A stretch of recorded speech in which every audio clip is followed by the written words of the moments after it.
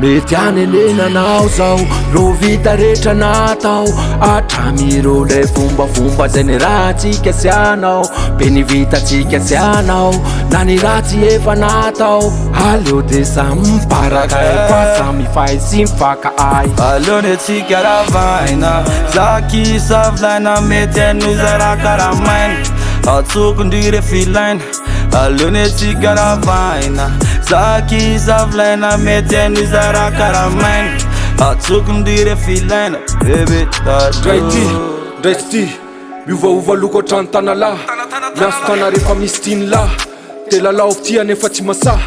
fika tefakina any anaty paha mifaka ay zakofay mpilalao afo nefa mety may aleo ialana ilany fa mahamay niaty tsy mahatamy reo sakabe pasinao io efa mampiome ataoko efady antso bebe satria maro reo bande satria andramanao ekato nao lalaovinao elido fa zay epande rehefa mbaso ty irty nataoko mety anenenanao zao ro vita rehetra natao atramiro lay fombafomba zay ny rahatsika sy anao be ny vitatsika sy anao na ny ratsy efa natao aleo de samy miparaka fa samy mifay sy mifaka ay aleony atsika ravaina zaky savilaina mety anoza raha karamaina atsokondry filaina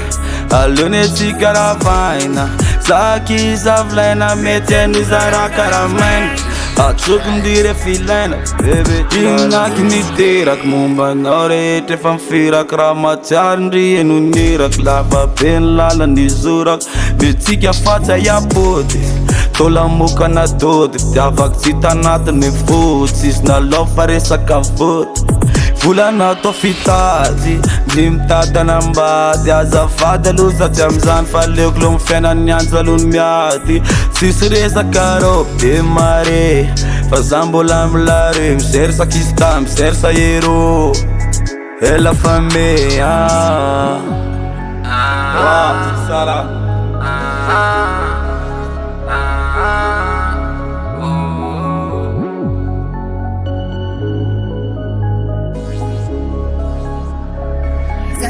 mety anenenanao zao ro vita rehetra natao atramiro lay fombafomba zay ny rahatsika sy anao be ny vitatsika sy anao na ny ratsy efa natao aleo de samy miparaka fa samy mifay sy mifaka ay aleony atsika ravaina zaky savilaina mety anoza raha karamaina atsokondry filaina aleony atsika ravaina zaky savilaina mety anoza raha karamaina atsokondry filaina bebe talo mety anoza raha karamaina